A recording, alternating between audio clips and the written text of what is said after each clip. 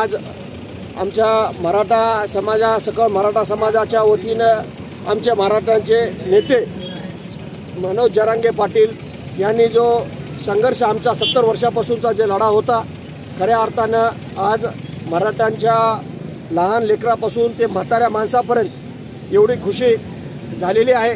त्याच माध्यमातून भोकर येथील आमचे सर्व कार्यकर्त्यांच्या मराठा बांधवांच्या वतीनं आम्ही आंबेडकर चौक येथे आमची खुशी जाहीर करण्यासाठी फटाके फोडून मिठाई वाटून आम्ही या ठिकाणी आमचा आनंदोत्सव व्यक्त केलेला आहे।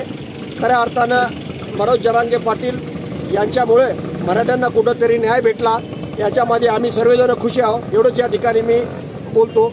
आज आम्ही सर्वजण खूप भारावून गेलेलो, आम्हाला बोलण्याला शब्द नाही, एवढंच मी या ठिकाणी सांगतो।